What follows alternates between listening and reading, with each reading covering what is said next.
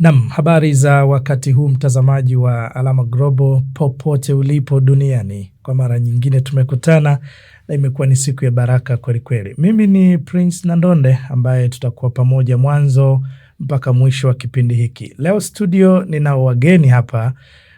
Tutazungumza mambo kadha wa kadha kupitia kipindi hiki cha Meza ya Fikra. Na upande wangu wa kushoto ninaye mgeni ambaye atajitambulisha, lakini pia upande wangu wa kulia halikadhalika ninaye mgeni ambaye pia atajitambulisha. Karibu upande wangu wa kushoto. Asante.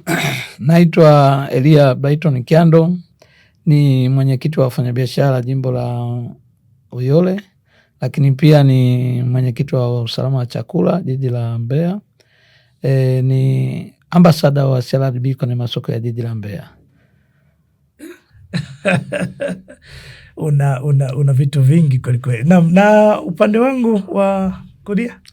Asante sana mtangazaji. Kwa majina naitwa Elia Mwamengo Simbeye. Mimi ni manager wa chemba ya wafanyabiashara mkoa wa Songwe.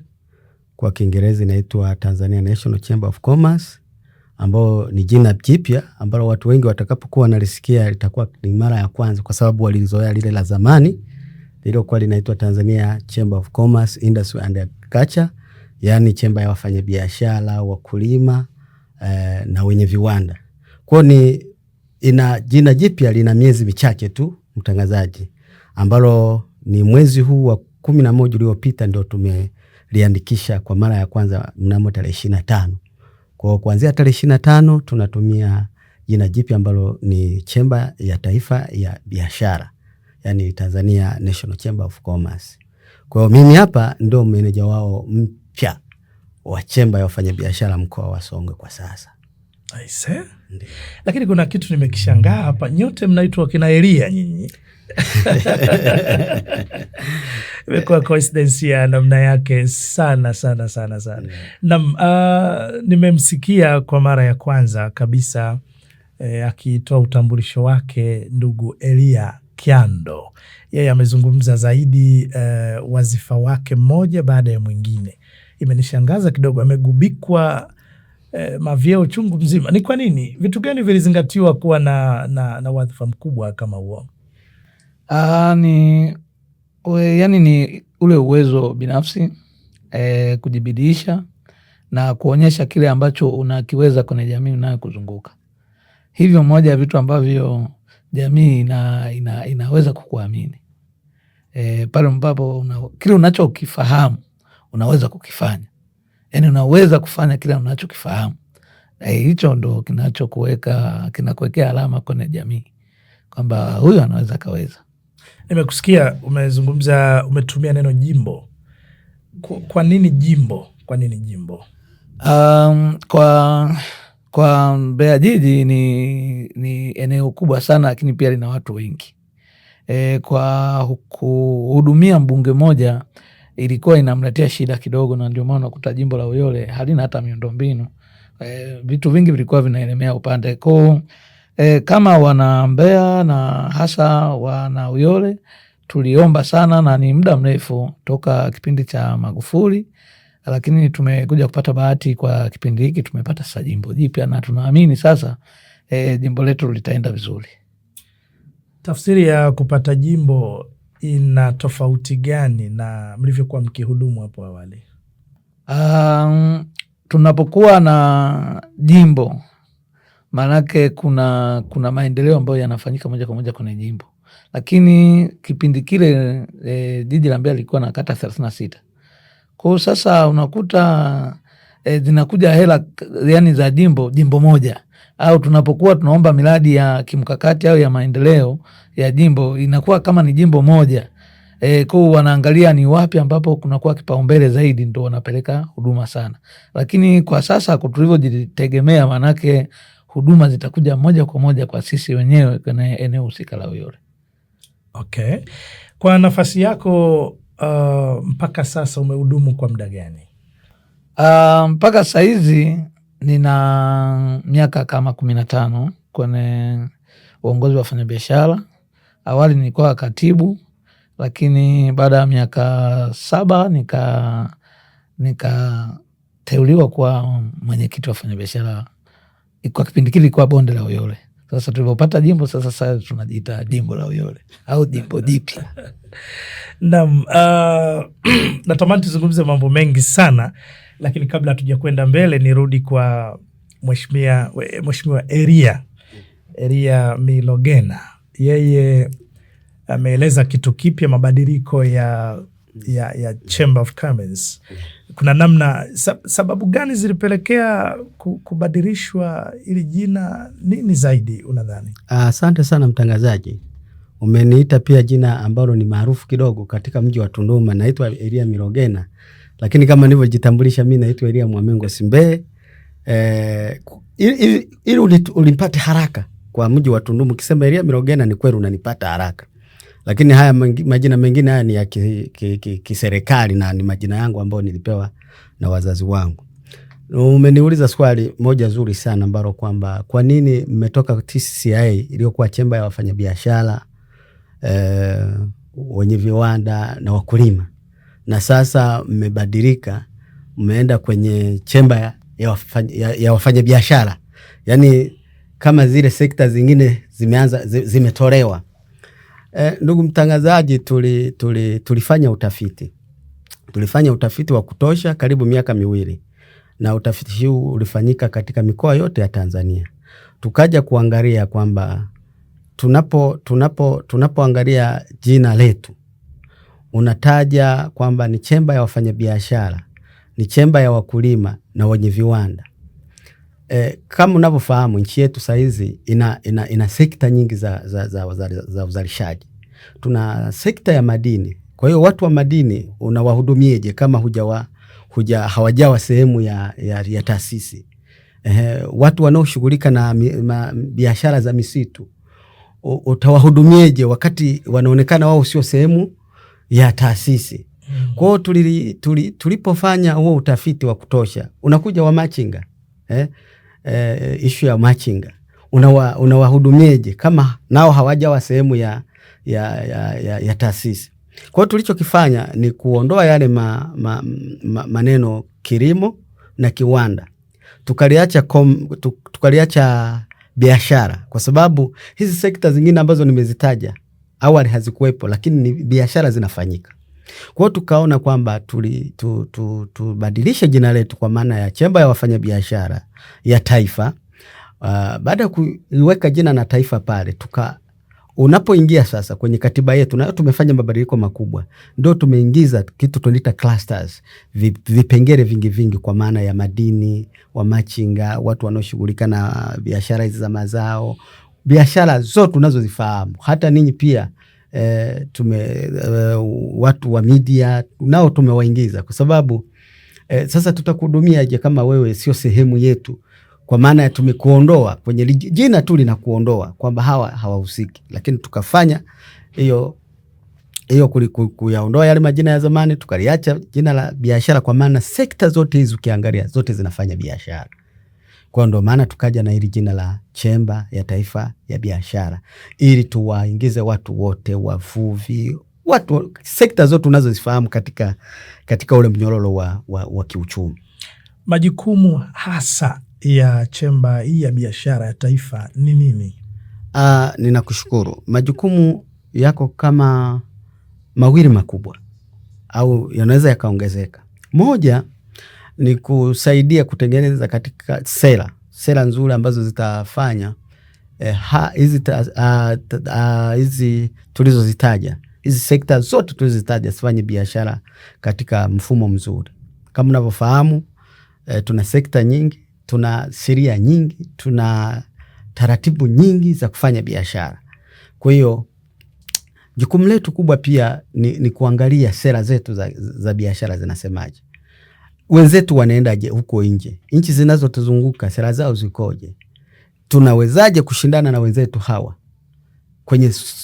kwenye masuala ya masoko, kwenye masuala ya kufanya biashara za nje, hata za ndani pia. Kwa kazi kubwa tunayoifanya ni kuangalia sera zetu, na baada ya kuziangalia sera zetu hizo huwa tunakuwa na mapendekezo serikalini.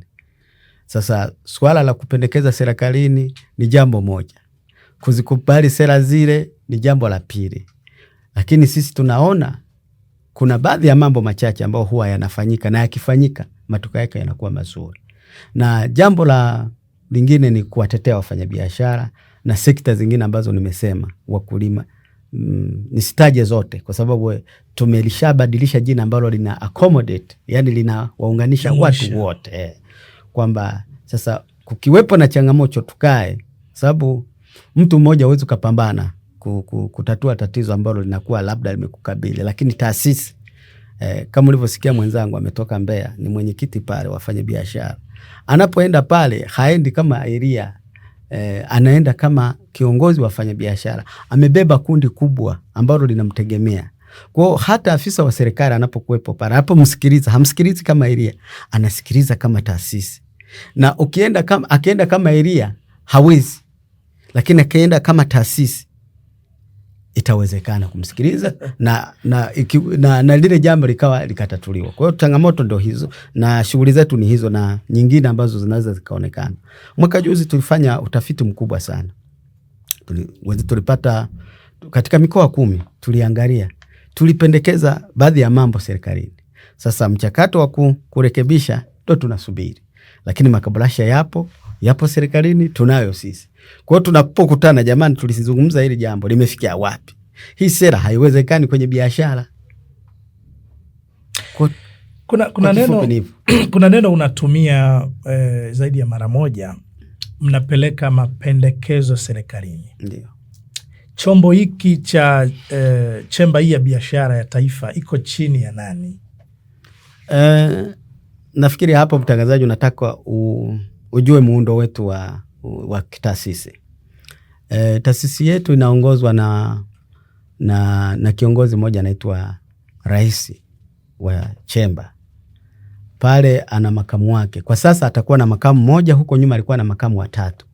Lakini kwa sasa atakuwa rais, makamu na mkurugenzi mtendaji na maafisa wengine wote. Kija mkoani tutakuwa na mwenyekiti, makamu mwenyekiti, meneja wa mkoa na viongozi wengine. Kija wilayani hivyo hivyo.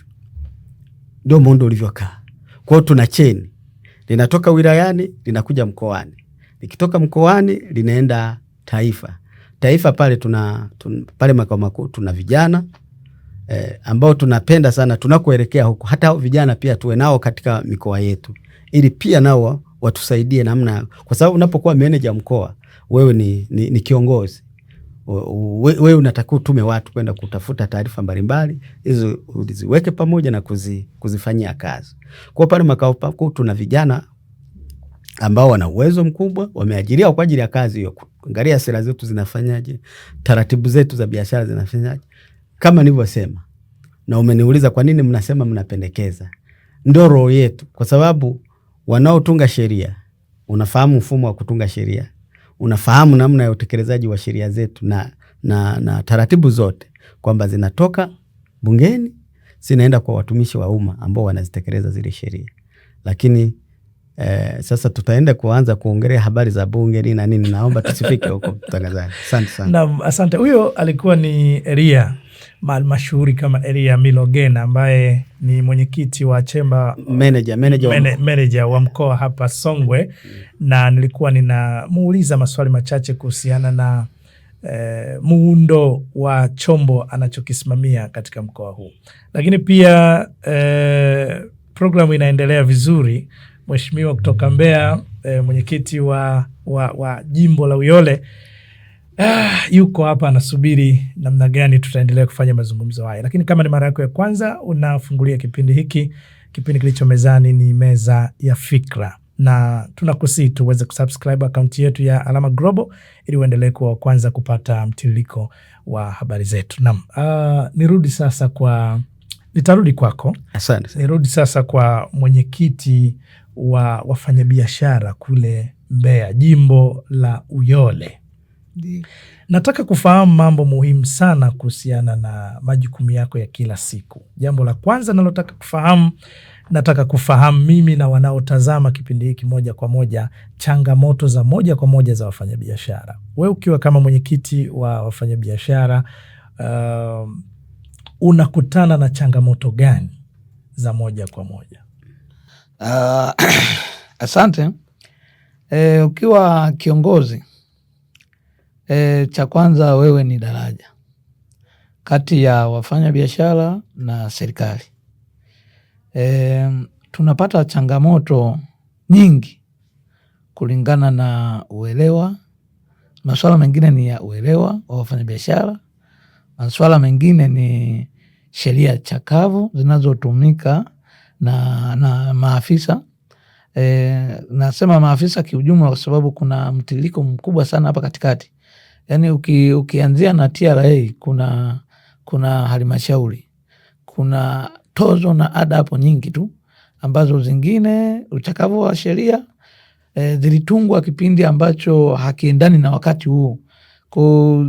Kikubwa sana ambacho kinatusumbua sasa ni zile sheria chakavu na zile sheria kandamizi, hasa kwa mfanyabiashara. Hiyo inatuletea changamoto sana sana, na ndio maana tunakuwa na mikutano kadha wa kadha ya kuwaunganisha kati ya wafanyabiashara na maafisa wa serikali, ili kuweza kuangalia na kutumia ubinadamu pia. Unapomwambia mfanyabiashara atunze kumbukumbu, tayari unamwambia mfanyabiashara ashindwe kufanya biashara, kwa sababu kutunza kumbukumbu kwa mfanyabiashara, neno biashara ni mtambuka sana. Kuna mtu anabeba mizigo hana risiti. Kuna mama ntilie wanatuuzia wali pale, hawana risiti. Kuna vitu vingi sana. Sasa ukisema tunza kumbukumbu kwa namna ya biashara, tunaomba hapa kidogo ndo huwa tuna kavikao kutengeneza busara pia izitumike, lakini uhalisia wa kile ambacho kimetungwa kisheria lakini hakiendani na uhalisia wa mfanyabiashara wa Tanzania. Nazungumzia wa Tanzania ni kwa ujumla, kwa sababu changamoto karibuni nchi nzima zinafanana na hata kelele za wafanyabiashara zinafanana. Unakuta kuna kitu kinaitwa, hasa saizi kinachochanganya sana kwa wafanyabiashara, kuna kitu kinaitwa service levy. Ukifafanua service levy, unakuta kama ni ushuru wa huduma. Yani mfanyabiashara akihudumia mtu inatakia alipie. Sasa haileti kama haina afya njema kwa mfanyabiashara, hata kama waliandaa wao kama source ya income, lakini nafikiri kidogo walipofoka macho, kwa sababu ukisema mimi nahudumia alafu nilipie, na alafu tena kuna kitu kingine kinaitwa ada ya taka hapo hapo. Yani halmashauri inachukua leseni, sawa, inachukua ada ya taka, sawa. Sasa hiki kitu kilichoongezeka ni shida. Kuna kitu kingine ukikutana nacho kama mfanyabiashara unashindwa hata kuelewa. Kuna watu wanaitwa OSHA. Mtangazaji, ninaweza nikaongezea ili usije ukaniuliza swali nyingine. penye leseni hapa, penye service levy. Mimi sina shaka unaweza ukajazia, lakini naomba nijazie. Ndio, karibu. Kama ndugu yangu anavyoongea, hii service levy, mtangazaji, nikupe service levy ni kitu gani? Alafu leseni ya biashara ni kitu gani? Wewe umenipa leseni ya kufanya biashara, umeniruhusu nifanye biashara, alafu unakuja unanitoza kwa kufanya biashara kwa kuhudumia wewe mtangazaji. Kwa hiyo ndo maana tulishawaambia hii kitu iondoke, kwa sababu ina mchanganyiko. Service levy ni kitu gani na business license business yani leseni ya biashara ni kitu gani? Service levy, business license ni kitu gani hicho? Kwa hiyo tunawaambia wenzetu, lakini tumekwambia mara ya kwanza kwamba huwa tunatoa mapendekezo na huwa tunatoa mifano kwamba sisi sio kwamba tumejifungia hapa, tunaenda na nchi zingine. Hicho kitu cha service levy hakipo kwa wenzetu. Nenda Zambia, nenda Malawi, nenda Kenya, huko na nimefika, hakuna kitu kinaitwa service levy, ila kuna kitu kinaitwa leseni ya biashara, ambao kama huna kwa mujibu wa sheria za wenzetu na za kwetu sisi unatenda kosa. Kwa tunawashauri wenzetu wa halmashauri, hiki kitu hasa ofisi ya Rais TAMISEMI wangekiondoa, kinaleta shida. Nashukuru mtangazaji kwa kuniruhusu niweze kuchangia kidogo kwenye swala hili la. Na ndugu mtazamaji, limezuka jambo hapa kuhusiana na kipengele kiduchu tu cha service levy ambayo imeongezeka kwenye masharti ya kawaida ya mfanyabiashara, ambapo ukiacha kuwa na leseni ya biashara ambayo inamruhusu mtu kufanya biashara kihalali kwa mujibu wa sheria za nchi, bado anapashwa kuwa na hiyo service levy. Sasa inakanganya kwa namna ya tofauti, na wewe kama ni sehemu ya wafanyabiashara bila shaka utakuwa unafahamu vizuri. Na nilikuwa ninatamani kuuliza swali hapo hapo, lakini sasa katika mtiririko wa majibu yako kuna namna ukawa umenifurahisha sana, na bila shaka wapenzi watazamaji wamefurahi. Ndio imechokonoa hii service levy. Nilikuwa nataka kujua malalamiko ambayo unayapokea mara kwa mara pale bonde la Uyole hasa yanakuwa ni nini? Wanalalamika kuhusu tozo, na kama ni tozo gani? Labda wanawalalamikia TRA au watu wa halmashauri, au kuna malalamiko gani ambayo yanajirudia sana? Ukweli malalamiko kwa wafanyabiashara hapo mengi, yanakuwa mengi ni kwa sababu mfanyabiashara hasa wa Tanzania ni yule ambaye amejitafuta mwenyewe, yani amejihangaikia mpaka anakuja kufungua biashara kwa kukopi. Sisi hatujasomea biashara, ila ukifika umepata kaira unaangalia duka la fulani, unaenda na unafungua kama la fulani, kwa hamna elimu ya biashara pale. Sasa malalamiko yanakuja hapa. Mtu amefungua biashara, ana siku hiyo hiyo watakuja watu wa leseni, wale ndo wanakimbiza kweli kweli. Watakuja watu wa fire, watakuja watu wa osha, watakuja watu wa taka, atakuja. Yani kuna mrundikano mkubwa sana wa maafisa siku hiyo hiyo wanakuja. Sasa unafikiri labda walikutegea kwamba ulivyo kuna paka rangi wanasubiri lini amefungua, siku akifungua tu hao watu wote wanakuja hapo dukani. Sasa badala ya kuhudumia wateja unahudumia maafisa unahudumia maafisa wa serikali lukuki, na wanakuja hapo timu, hao wakija timu. Sasa tungekuwa basi na vitu vingine vya kufanya ili sekta binafsi iheshimike. Huyu mtu angepewa elimu na apewe muda kwamba labda hii biashara tunakupa miezi 6 tuone kama itafaa kuingia kwenye ulipaji wa hivyo vitu. Lakini pamoja na hizo takataka zote ambazo zipo, wafanyabiashara wanalalamikia ni heri kukawa na kikapu kimoja ambacho serikali kiandae, wamwambie kwamba hii biashara, yani kodi iwe wazi, hii biashara ukifungua utalipa milioni 2, unalipa mlango moja, au unapewa tu control number moja ambayo itatoa ule usumbufu wa kwenda kuomba control number ya kulipia TRA. Unapewa control number moja ambayo basi hiyo wewe unadili nayo hiyo tu basi. Lakini kuleta mrundikano, wao watajua huko serikali moja, atajua wanagaweje sasa. Kwa upande huu kitaenda kiasi fulani, upande huu kitaenda, kuliko kutuwekea maafisa wengi, afu kuna wengine hawana busara. Anafika ni kijana mdogo ametoka kuajiriwa, hana maneno mazuri. Tunashindwa kuelewana. Yani tunaanzia hapo kutokuelewana. Mwisho wa siku ndo unakuta kuna kama gap fulani kati ya maafisa wa serikali na wafanyabiashara. Ingawa saizi kidogo tupo vizuri. Kwa mfano TRA hawafungi maduka.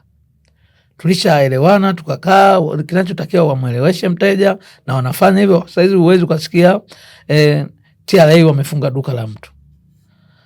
Kwa hiyo tunaenda, hizi changamoto tunatatua kidogo kidogo, ingawa zimekuja tume nyingi sana mwaka jana. Zimekuja tume nyingi sana kuchukua maoni ya wafanyabiashara.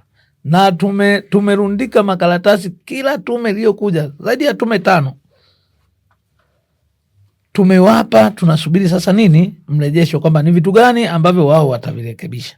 Lakini ukweli kabisa, mimi ningeomba moja kwa moja saizi, ningeomba kapu liwe moja la serikali la kumtoza mfanyabiashara kodi.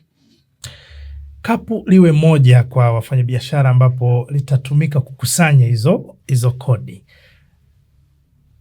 Ndugu Elia Milogena, mimi napenda kukuita sana Milogena.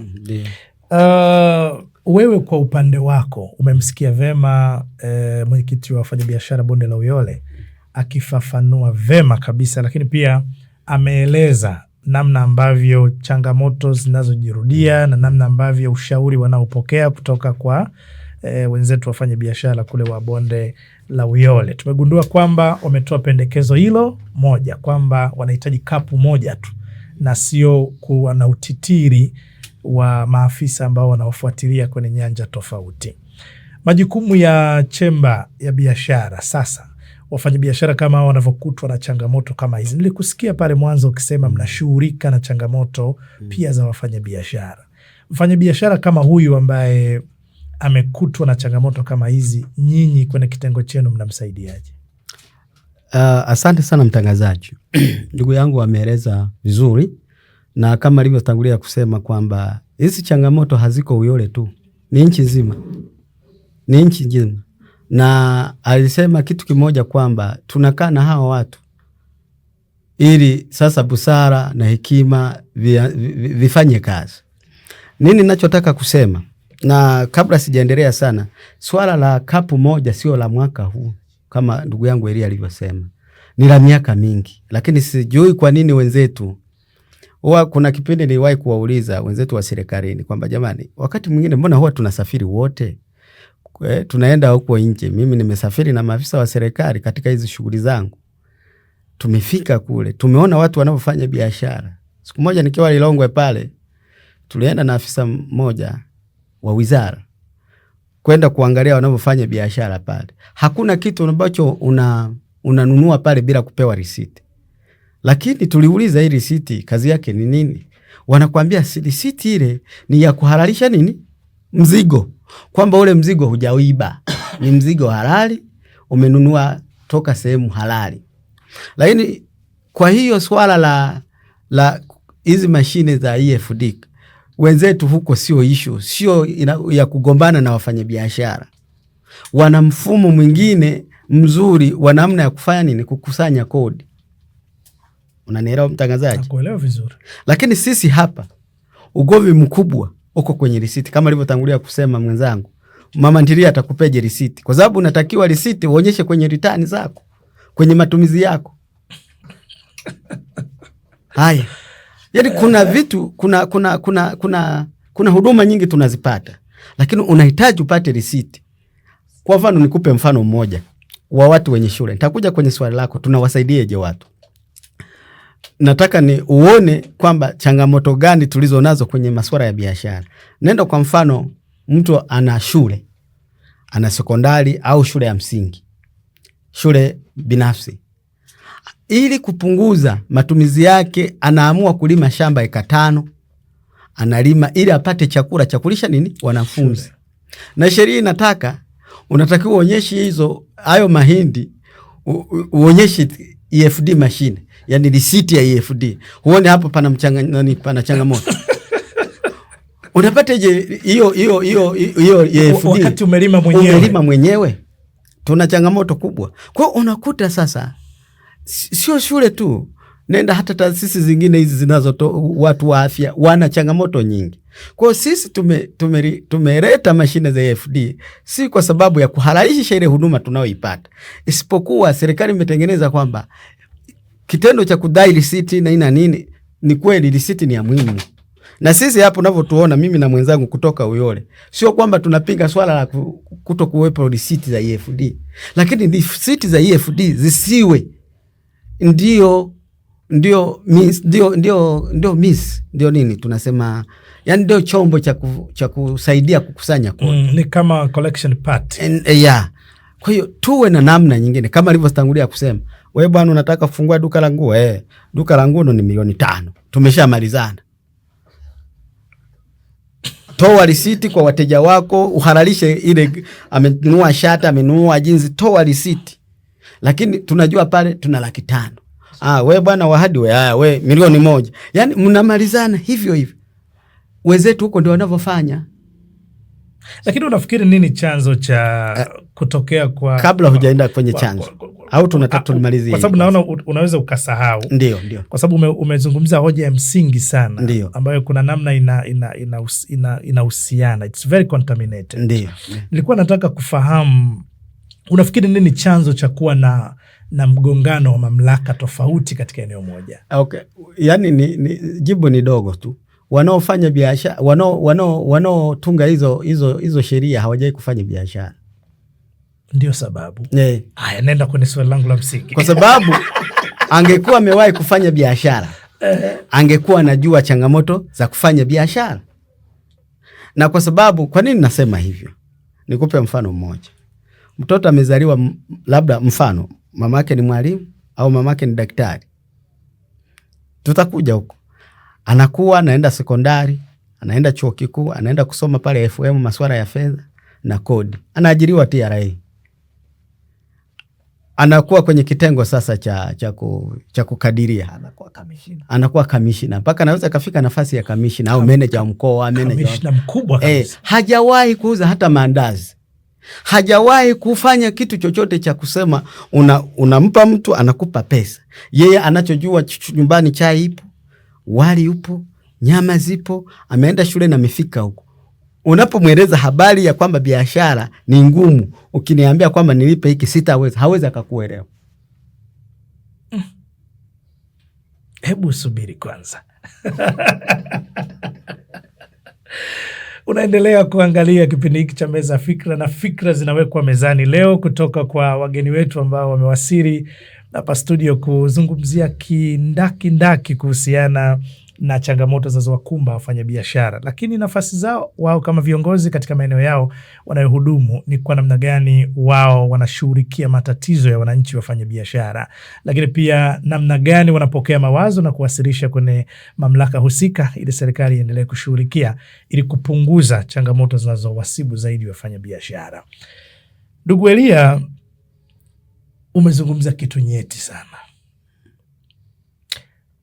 kwamba changamoto kubwa wasimamizi wa maeneo haya husika wao sio wafanyabiashara. Unaamini katika kuijua biashara kupitia darasani? Kwa maana tumeona wanasoma masomo mbalimbali ya biashara, wanasoma comments, wanasoma bookkeeping, wanasoma subject chungu nzima zinazohusiana na masuala ya biashara. Mtu anakwenda mpaka na graduate chuo kikuu anakuwa anasoma biashara. Sasa kama amesoma biashara kwa muda mrefu, changamoto haiwezi kuwa wao au wanaofanya biashara bila kuisoma. Maana kule mwanzo nimesikia kuna hoja ilikuja kwamba wafanya biashara wengi, na hii imetoka kwa mwenyekiti wa Bonde la Uyole kama sikosei, amesema wafanya biashara wa nchi hii kub% hawajaisomea biashara. Wanafanya biashara kwa mihemko, lakini pia wanafanya biashara kwa kukopi kwa sababu tu wameona fulani anafanya na mtaji ameupata, anafanya research kienyeji na mwisho wa siku anaangukia kuwa mfanya biashara. Na inawezekana, si maneno yake, lakini inaweza, natilia shaka tu kwamba huenda sehemu ya kufanya biashara inaonekana kama ni sehemu ya watu walioshindwa kwenye mambo mengine. Sasa huku tunakutana na hoja nyingine kwamba hata wanaosimamia vitengo hivi kutoka kule serikalini sio wafanya biashara, hawajafanya biashara, hawajui changamoto za kwenye biashara, lakini wamesoma biashara, wanaenda kuwahudumia watu ambao hawajasoma biashara. Yani anafanya biashara kwa kurithi tu na yeye ameisoma biashara. Unafikiri hili sio tatizo na nini kifanyike? Asante mdangu mtangazaji. Labda ndugu yangu Elia pale inawezekana hukumuelewa vizuri kidogo. Kwa alipokuwa anasema labda hawana elimu ya biashara, sio elimu ya kufanya biashara. Kuna elimu ya biashara na elimu ya kufanya biashara. Sijui kama mnanielewa hapa. Nakuelewa. Yaani ni hivi, mfanya biashara anajua kufanya biashara, anajua kufanya biashara, hana elimu ya biashara.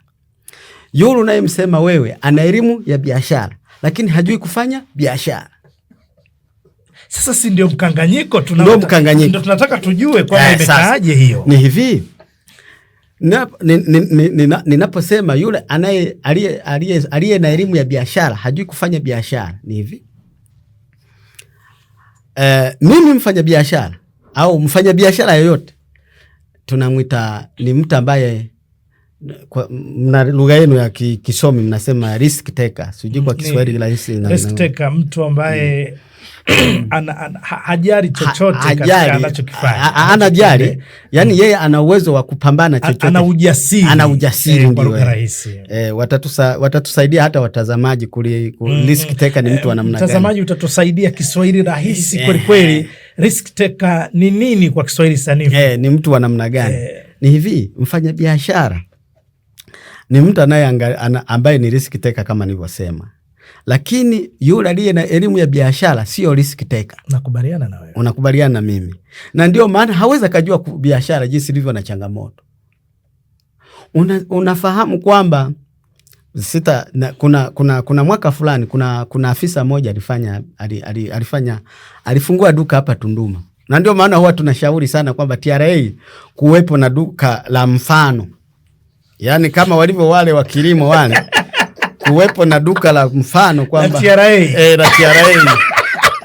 liwepo pale, tuwe watu wanaenda kujifunza pale kama wanavyojifunza wakulima, liwepo pale. Sitasahau tulikotoka ni kwamba aliwahi kufungua duka pale Manzese hapo Tunduma, Manzese hapo. Akashangaa wafanya biashara wanaofanya biashara, sio waliosoma biashara, kila wiki wanaenda Dar es Salaam wanafunga mzigo, lakini yeye baada ya mwezi ndo anafunga mzigo. Wenzake wanaenda mara 3 mpaka mara 4. Hawa jamaa vipi? Ni afisa huyu wa kukusanya kodi. Mwaka fulani. Inawezekana miaka mingi imepita. Sio hawa wengi hapa, hawa ni muda mrefu. Na nafikiri yule mtu alishastaafu. Alishindwa kufanya biashara. Akasema hawa jamaa sielewi chochote. Unajua kwa sababu gani? Tunasema wafanya biashara, wanaofanya biashara ni risk taker. Anaangalia, yeye anachoangalia ni mzunguko wake na kari ka faida kadogo. Na ndo bahati mbaya sana ukikutana na TRA, yeye anaangalia mzunguko, sisi tunaangalia kari ka faida kadogo. Yaani mimi pa kupata 2,000 ninaamua nipate 1,000. Wewe unaposubiri 2,000 unachukua riski. Mimi nachukua 1,000. Ninachoangalia namna ya kupata ile 1,000. Sasa wewe Dr. Prince, mtangazaji wetu, utaweza hiyo kazi? Haiwezi. Hiyo ni kiboko. Kwa hiyo uliuliza pia kwamba ninyi mnawasaidiaje? Swali lako lilikuwa hivyo. Ingawa tumezungumza mambo mengi, lakini yote ni kuwaambia watazamaji wajue kitu gani kama sisi viongozi tunakutana na nini na wafanya biashara wenzetu pia. Tatizo kubwa tulilonalo na ni hizi sera zetu za biashara. Kwa hiyo tunachokifanya ni kuwasaidia wafanya biashara na kukaa na hawa wenzetu ambao wamekaa darasani, wamesoma biashara lakini hawajui kufanya biashara. Kwamba bwana mkubwa, biashara iko hivi na hivi na hivi na hivi. Ukimwambia huyu mtu alipe hii kodi, mzee huyu mtu ndana filisika. Sasa we chagua, afilisike au uchukue hii aendelee kufanya biashara ili na mwakani pia uchukue na nyingine. Kwa sababu kupanga ni kuchagua. Afilisike au siwepo kwenye mfumo au uchukue hii ambayo anajitetea kwamba na uwezo nayo na unaangalia hali halisi ya biashara yake. Ndio. Mwisho wa siku na wale maafisa nao ni watu. Ni watu. Kama ulivyosema ni wasomi wa biashara pia wamesoma namna mtu anaongeaje, hivi anachoongea kinaweza kikawa kweli. Lakini sasa mimi kama kiongozi nitaendaje na mtu alafu nianze kuwadanganya. Kwa unakuta ndio namna tunafanya kazi kwa ukaribu, kwa sababu ndugu yangu amesema sisi ni kama daraja kati ya wafanya biashara na wenzetu walioko serikalini. Kwa tunafika sehemu ambapo tunafanya makubaliano, bwana tumsaidie huyu mfanya biashara ili aweze kuendelea kuwepo. Sio kama zile zama za zamani, mfanya biashara anaambiwa alipe kodi na amua kwenda kujinyonga, asema apotelea mbali. Lakini hayo kama alivyosema ndugu yangu saizi, hasa hayo yalitokea kipindi hicho. TRA walikuwa kwa kweli mzee, ilikuwa ni hatari. Unakuta kufuli mbili. Ilikuwa ni hatari mzee. Kwa hiyo saizi kama alivyosema ndugu yangu kutoka Mbeya, tuna maelewano mazuri. Na ndio maana huwezi kukuta TRA, mamlaka ya mapato Tanzania, wanafunga duka la mtu. Ni kwa sababu ya yale mahusiano ambayo tumeyajenga, yale mazungumzo na vikao vile tunavyokaa kila siku.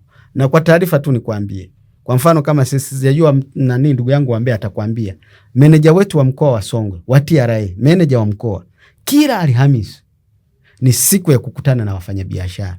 Peleka changamoto yako yote, unaweza ukapitia kwangu.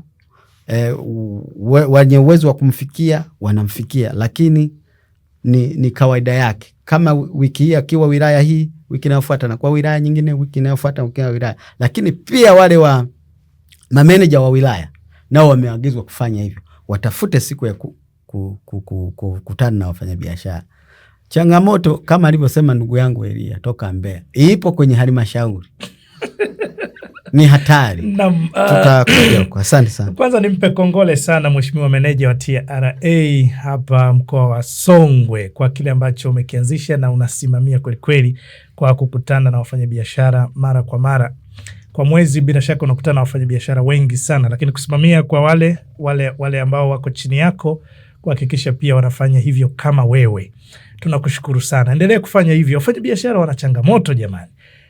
Mheshimiwa mwenyekiti wa Bonde la Uyole, mahusiano yenu na halmashauri ikoje? Mahusiano na halmashauri, tunawasiliana, tunakutana, lakini shida ni usikivu na utekelezaji wa halmashauri.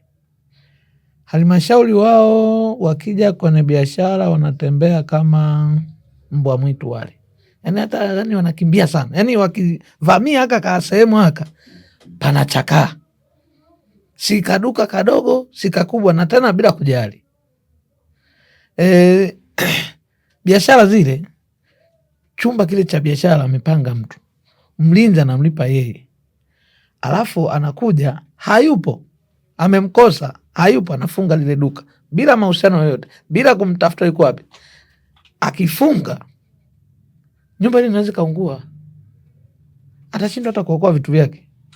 Haya, amefunga, inawezekana kabisa, ila kwa sababu si wa Tanzania ni watu hatutaki, yani hususan sisi viongozi tunasimamia sana, bwana wamefunga niambie mimi, unaona bwana, tunashindia hiyo. Mara nyingine kiongozi unaanza usifanye biashara zako vizuri, kwa sababu wakifika wale bwana, hiyo siku wewe ufanye biashara.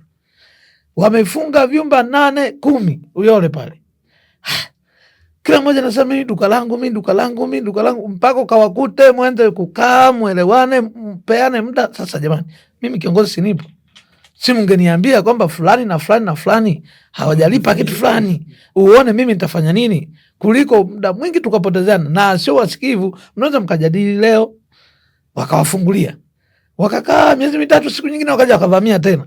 Kwa ni kitu ambacho ni shida, na ndio maana alivyozungumza kiongozi hapa kwamba mifumo kwanza walioleta hii ya kitaalamu hii ya mashine hii, unakuta kila kitu wanaenda kwenye mauzo.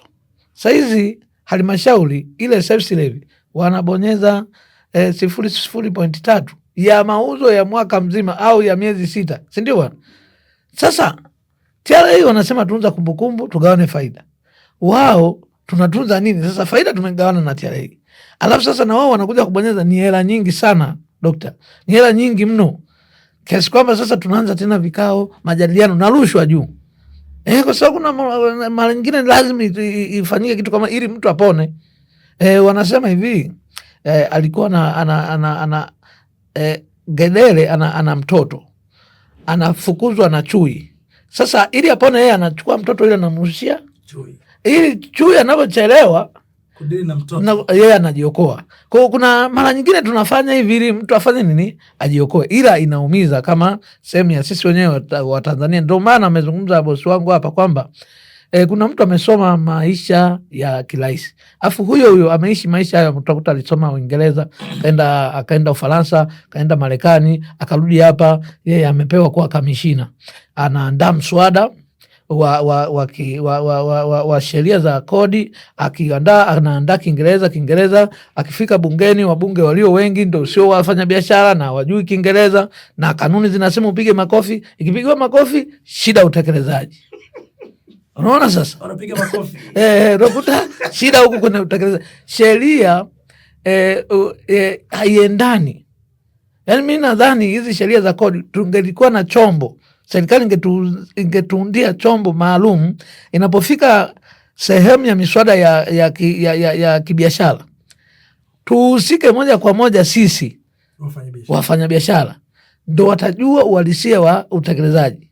Na ndio maana unasema hata pale bandarini nini panatengeneza rushwa, ionekane tu moja kwa moja kwamba mnaenda kuchukua kontena la simu hizi, wewe kodi kabla hujaenda kujumua umeshajua kwamba kodi pale ni hii.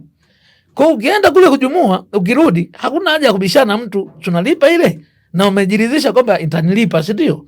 Haina shida. Duka la hardware imeeleweka kwamba ni milioni 5 au milioni 2, hakuna majadiliano. Na nadhani sasa tukienda kwa mfumo huu, maafisa wa serikali tutawapunguza, watakuwa wachache, kwa sababu chombo tu kimoja, hata mtu mmoja anaweza kuregulate hayo mambo vizuri tu, kwa sababu ni simu kukukumbusha au message, unalipa bila shida. Lakini pia kwa kujifunza kwa wenzetu, kuna baadhi ya nchi mfanyabiashara anathaminiwa. Yani ukizungumza kwamba mimi ni mfanyabiashara, wanasema onyesha. Ukionyesha kwamba wewe ni mlipa kodi, mahakamani hawakufungi, unalipishwa faini, uendelee na biashara. Hawakucheleweshi kwa sababu wewe, yani hawataki kumchelewesha mfanyabiashara sehemu yoyote ile, kwa sababu anaenda kufanya nini? Kuzungusha fedha na analipa kodi. Lakini sisi na wanapewa wenzetu kule walipa kodi, wanapewa kuna bonus wanapewa, kwamba mwingine, kwa mfano mtu aliyetangulia kuingia kwenye VAT awe kivuto kwa wale ambao hawajaingia. Lakini sahizi mtu aliyeingia VAT anajuta na nifanya mimi niopo huku chini niogope kabisa VAT. Kwa nini? Hatuna elimu ya kutosha juu ya kile kitu. Lakini kile kitu kimekuja tofauti. Yani kuna vitu vingine havikuwa na ulazima sana, kama mtu amekubaliana na kodi iliyopo, si alipe kodi afu hivi vitu vingine vitoke. Kwa mfano, kinachotusababishia sana rushwa ni nini? Unakuta kosa la kutoa risiti penalty yake 4,405,000 kosa moja. Sasa kama kosa la risiti 4,405,000, ili kuikwepa ile, manake mwanze majadiliano. Lakini ingelikuwa hivi vitu havipo, unalipa tu kodi, yani manake hawa watu hawange kuwepo hapa. Kwa nini? Hata wewe kutoa risiti uogopi, kwa sababu ile risiti haina mahusiano yoyote ya kikodi. Ile nahalalisha mzigo wa kutoka dukani, mtu atembe nao kwamba ni halali, amenunua. Kwa sasa walipotengeneza hivi vitu, wametengeneza mianya mingi sana. Unakuta mfanyabiashara kwa mwaka anatoa rushwa kubwa sana kuliko kodi anayolipa. Akija leo hii nimekosea sijampa mtu risiti, nimempa 1,000,000, wakaondoka. Tena kesho nikakosea, nampa 2,000,000. Tena kodi nimekadiriwa 8,000,000. Lakini mwisho wa mwaka zile nilizowapa hawa huku, na imefika sehemu wao wamekuwa na sehemu twa mitego. Unajua Watanzania bwana, wameshajua, anaweza kamtuma hadi mtu kanunue pale boksi moja la sabuni au la biskuti. Anafika kijana pale ananunua, unaona ni mteja, boksi moja. Mi duka langu lipo jirani na stendi ya Tukuyu. Kwa kuna vijana wale wanauzaga biskuti pale stendi ya Tukuyu. Anachukua kwamba aenda kauze. Unaweza kaja kijana pale ukajua ni mteja, kumbe ametumwa na wao. Tayari hatupo kwenye kodi, tupo kwenye kujadiliana ile fine. Kwa naona hivi vitu kutengeneza kodi, kutengeneza kuhusiana na zile risiti, imetuletea vita kubwa sana kiongozi. Ngoja nikupe pumziko kidogo kwa kuuliza swali lilo nje kidogo na tunachozungumza, lakini pia kwa sababu una deal na mambo ya biashara, sina budi kukuuliza swali hili moja kwa moja. Nimeona zaidi ya mara moja changamoto mbalimbali zikitokea katika masoko na maeneo mengi ya biashara. Nimeona masoko yakiungua moto. Ndio. Wewe kama mwenyekiti wa wafanyabiashara, unadhani tatizo hili kujirudia mara kwa mara linasababishwa na nini? Kwa bahati nzuri, kwa upande wa jimbo la Uyole hayo mambo yamejitokeza na tukabaini. Kuna mtu wa kwanza, kuna kundi fulani wana bima kwenye biashara zao. Anapokuwa amefika sehemu fulani, anaona mambo yake yanamwelemea na ana uwezo wa kuunguza kile chumba akalipwa bima, basi anafanya hivyo. Kwa baadhi ya wafanyabiashara wenzetu, alifanya wa kwanza akabahatika kweli akalipwa, lakini kiliungua chumba chake tu peke yake. Tuliwahi sana. Wa pili alivyokuwa anajaribu kufanya hivyo alikamatwa na alipigwa sana, na mpaka leo amefukuzwa pale Uyole. Kwa hiyo ni sehemu ya upande wa wafanyabiashara, lakini kuna mara nyingine kuna migogoro ya kisiasa, kuna migogoro ya kati ya wamiliki wa eneo na serikali. Kwa unakuta ile migogoro inapoingia, hicho kitu kinaweza kikajitokeza. Sasa hakuna ushahidi wa moja kwa moja kwamba ni ilikuwaje, lakini chanzo chake kulikuwepo na mgogoro, kwamba hii ni mali labda ya serikali, hii wengine sijui nini na nini. Hizo zinachangia sana, lakini kwa upande wa jimbo la Uyole mara nyingi sana ni hawa watu na vibaka. Hapana. Mikakati ya kiusalama ikoje hivi sasa kutoka kwenu kuhakikisha mazingira ya wafanyabiashara yanakuwa salama zaidi? Mikakati kwa mfano masoko, jimbo la Uyole lina masoko 6 na kuna maeneo pia ya biashara. Kwenye masoko huwa tunawaomba watu wa faya kuja kuwafundisha walinzi yani namna ya kutumia vile vifaa ile mitungi, na baada ya hapo, kwa sababu moto huu unaanza kidogo kidogo, kwa anaweza kaanza hata walinzi wetu wale, lakini kwenye masoko kuna kamati ya majanga hayo na wanakuwa na namba za simu za faya ili mradi tu kuhakikisha mazingira yanakuwa salama, hasa kuna majanga ya moto, sababu moto ni kitu kibaya sana ndugu yangu.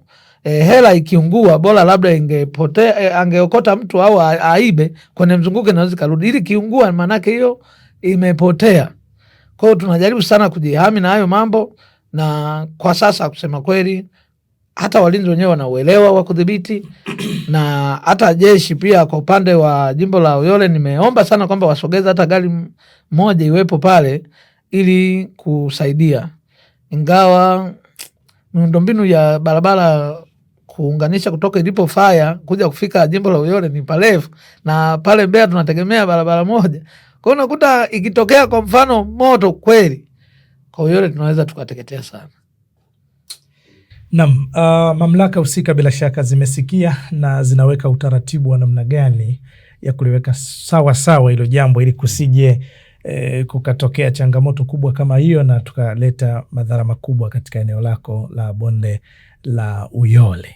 Lakini pia ni kushukuru kwa namna ambavyo umefafanua vema sana na nimejisikia heshima kwelikweli. Nikuulize swali dogo kabla sijamrudia ndugu Elia wa pili hapa.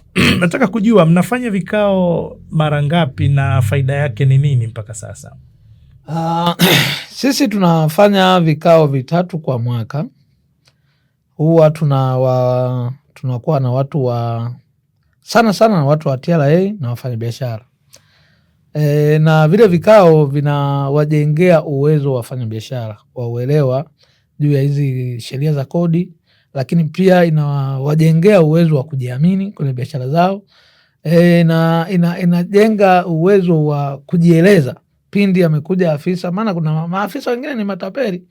Sasa anapohudhuria vile vikao na kujifunza ni nini, una haki gani ya kumuhoji afisa anapokuja dukani kwako. Kwa moja ya faida ambazo wanapata wafanyabiashara juu ya vile vikao ni kujengewa huo uwezo wa kujiamini akiwa kwenye biashara yake. Hauwezi saizi ukafika kwenye duka la mtu, hususan jimbo la Uyole, ukasema funga duka, lazima atakuoje. Tufunge duka ili uwe nini? Alafu itakuwaje? Kwa sababu tayari tulishaongea kwamba duka kama lilivyo unavyoliona lina watu zaidi ya 10. Kuna mimi, mke wangu, kuna vijana pale wa nguvu na lakini watunza store, si ndio? Wale wote wanategemea kula kupitia ile duka. Hebu wewe unasema tufunge, hawa watu watakula wapi na itakuwaje? Na hatujajiandaa kwamba wewe utasema tufunge duka saizi inakuwa nini kwao. Saizi wanauelewa kutosha na wanajiamini pindi wamekaa dukani kwao. Zamani kidogo walikuwa akionekana TRA kule, basi unakuta milango ile imefungwa kama umeme unavyozima tu, yani huwezi amini kwamba hivi kweli haya maduka yamefungwa haya, hakuna maridhiano. Unaona sasa. Lakini saizi mtu anaweza kamwita afisa, mbona unapita? Kwa sababu tumesha wajengea nini uwezo tumewajengea uwezo na kujiamini kwamba ile ni sekta binafsi na serikali lazima iheshimu, kwa sababu ni sehemu, ni mchango, ni sehemu ya kipato cha serikali. Nakushukuru sana ndugu Elia wa kwanza kutoka kule Mbeya, na ni mwenyekiti huyo wa wafanyabiashara bonde la Uyole. Na nikurudie kaka Elia wa pili, kama nilivyosema, ni meneja wa chemba ya biashara mkoa wa Songwe. Ndiyo.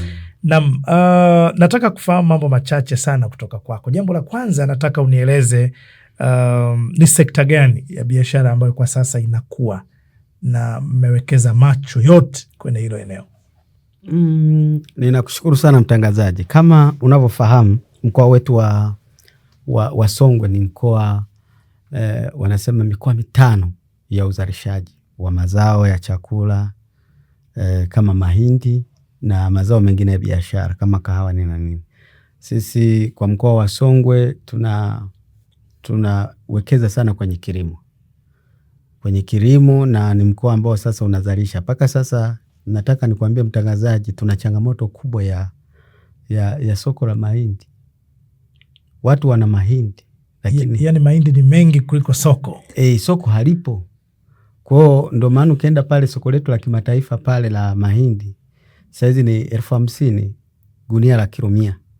Lakini mahindi yako majumbani yapo mengi, kwenye store yako mengi. Kwa hiyo sekta ya kilimo inafanya vizuri sana katika mkoa wetu. Pamoja na biashara, hasa ukizungumzia biashara kwa mkoa wa Songwe ni hapa Tunduma tu. Ni sehemu ndogo sana ukilinganisha na ukubwa wa mkoa. Pia kule wilaya ya Songwe tuna madini. Sisi ni wachimbaji wa madini katika ya dhahabu katika nchi yetu. Kwa hiyo unaposema, unajua watu wengi wanasema Chunya dhahabu, lakini wanasahau pia kusema Mkwajuni, mkoa wa Songwe. Kwa kama mnavyofahamu, mkoa wa Songwe umetoka Mbeya. Kwa sio vibaya hata wakikutaja kwa kutumia jina la baba, bado lazima muheshimu baba. Sisi mkoa wetu wa zamani ni mkoa wa Mbeya, lakini wao wako juu kwa maana ya uzalishaji wa madini, na sisi hii wilaya yote ya Mkwajuni ni makao makuu ya wilaya. Ndiyo. Lakini tuna ile wilaya inaitwa wilaya ya Songwe. Madini yako mengi sana pale. Na kama nilivyosema pia kahawa, kija kwenye kahawa sisi ni wazalishaji wakubwa wa kahawa. Sisi ni wazalishaji wa mazao ya kilimo. Na ndio maana nimekuambia tulipokuwa tunazungumzia masuala ya biashara tunasema pia na huko biashara pia tuwe na madarasa na maduka ya baraza na ya madarasa ya maduka, yani kama tulivyo na madarasa ya kilimo cha kahawa, kilimo cha mahindi. Tuna madarasa mengi huko vijijini ambako ndio uzalishaji mkubwa unakofanyika. Wewe kama kiongozi wa chemba hiyo ya wafanyabiashara, unawasimamia wafanyabiashara wenyewe, wanakuchukulia wewe kama kiongozi wa namna gani? Kama mwenzangu alivyotangulia, mara ya kwanza tu ulimuuliza swali la namna hiyo, wewe inakuwaje umekuwa na vyeo vingi namna hii? Ni namna unavyojiposition, unavyosimama kama wewe kwenye jamii. Kwa sababu kama alivyotangulia kusema Elia ndugu yangu wa Mbeya, lazima ufanye kitu jamii watakuona kwamba huyu anafaa kuwa kiongozi wetu au hafai kuwa kiongozi wetu. Wewe hata ukiniangalia mimi, hivi kweli mimi ndio naweza kuwa meneja wa mkoa wa chemba ya wafanyabiashara? Kamwili kenyewe unakaona karibu. Lakini nimepewa na ujuzi. Nimepewa hii nafasi kulingana na ninavyoishi na watu. Mimi nimeanza nikiwa katibu wa wilaya. Nimefanya katibu kama wafanyabiashara, nimefanya huko mpaka nimepanda, nimefika hapo. Kwa ni lazima unapopata ile nafasi, hata kama ni ndogo, una watu 10 unawaongoza, basi waongoze vizuri. kesho ni kushukuru watakupa watu 50, siku inayofuata 100, siku nyingine unakuwa kiongozi wa mkoa kama nilivyo saizi. Kabla tujahitimisha kipindi chetu cha Meza Fikra, ningependa kwa pamoja kila mtu alijibu swali hili kwa nafasi yake kabla tujafikia mwisho kabisa wa kipindi chetu, kama ninavyopenda kukuita. Brother kutoka kule bonde la Uyole na sasa ni jimbo, niulize changamoto za kwenye jimbo lako hasa ni nini? Sisi kwanza nashukuru tumepata jimbo. Sasa saizi pale jimbo la Uyole hatuna stendi. Hatuna stendi. Wafanyabiashara yani watu wapo vizuri, sasa stendi ndio inatupotezea wateja pia. Nilitamani sana tungepata stendi pale, watu wa Tukuyu, Kyela, watu wa Mbalali na kwingine waishie pale, waanzie pale kupanda bodaboda, bajaji, daladala, waanzie pale, na wakishuka pale manake wataanzia pale kufanya kununua na kuuza, wataanzia pale. Ndo maana sasa napambana sana, ingawa nimemwelekeza mkurugenzi, nimemfuata mkuu wa wilaya, nikatoa na mapendekezo wapi tunataka iwepo stendi. Wakatoa na wao shida kwamba eneo nilio ni eneo la Mbeya vijijini. Nikawa naomba basi angalieni kuhalalisha kwa sehemu ya Mbeya jiji tupate stendi. Ndo kitu ambacho kitaondoa wale wafanyabiashara waliopo pale stendi ya Tukuyu na stendi ya Usangu pale. Asubuhi pale ni shida, mabasi yanamaliza ile barabara yote. Ni hatari hata kwa usalama. Ni hatari kwa watembea kwa miguu, lakini pia panachelewesha baadhi ya mambo. Yani ilitakiwa uwahi kwa wakati, unachelewa. Kama una kagari kako wewe uingii barabarani mpaka yale mabasi yaondoke, wewe utaanza kuingia barabarani. Kwa sasa nikafananisha, ninavyoombaga huwa nafananisha pia na baadhi ya miji ambayo imepata stendi. Pale Makambako nilimwelekeza mkurugenzi, pale Makambako ilikuwa shida sana Mbeya Road pale, na pale mbele kidogo jirani na soko, kuwatoa wafanyabiashara holela waliopo pale.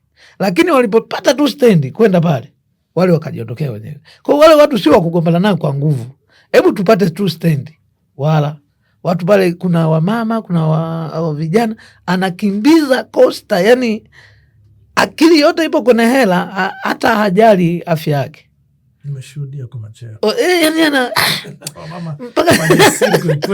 yani mpaka wewe mwenyewe unamuonea huruma. Sasa kama yani unatamani basi umuungishe ili aache, lakini haiwezekani, na amezoea hivyo. Ili tukutoa lile pale tu, ile changamoto kweli, ile ni stand tupate, itakuwa vizuri. Lakini haya mambo mengine nashukuru Mungu tumeyarekebisha na tunaelewana, na tumeomba kwamba kuna sheria na busara. Yani ukifata sheria moja kwa moja, ndio maana huwa natoa mfano.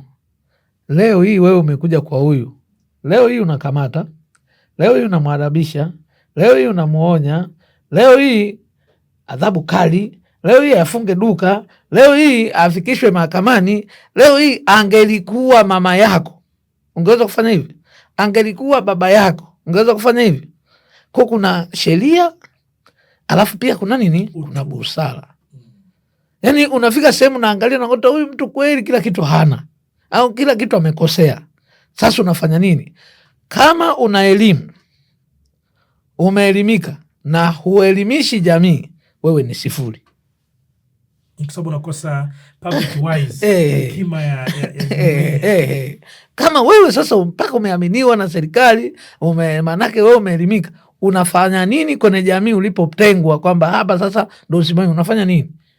Kwa nashukuru hayo mambo yote mpaka sasa hizi tunaenda vizuri. Mimi na meneja mkoa na meneja pia wa pale, sasa hizi tuna branch yetu pale ya TRA. Lakini pia tumeweka dawati pale. wananishirikisha kila hatua. Sasa bwana, tunataka tuweke hapa dawati la kusikiliza kero kwa wateja wetu wa bonde la Uyole. Nikasema safi kabisa. Kwa ile dawati sasa linajitegemea, kama mtu anataka kutapika ya kwake, au bwana mimi jana bwana nilitoa rushwa kwa mtu fulani, lakini nilikuwa hivi na hivi na hivi, anaweza akasikilizwa na akatunziwa siri yake. Kwa tunaenda vizuri na kila mara tunawasiliana. Mpaka jana tu tumewasiliana na meneja nyumba yao pale, ofisi yao ilikuwa imeungua. Tumefanya kwa pamoja, walikuja pale magereza tukafanya usafi kwa pamoja. Napigiwa simu, bwana kiongozi, saizi tunataka tufanye hiki, tunashirikiana vizuri kabisa. Kwa hata tatizo likitokea nimeruhusu.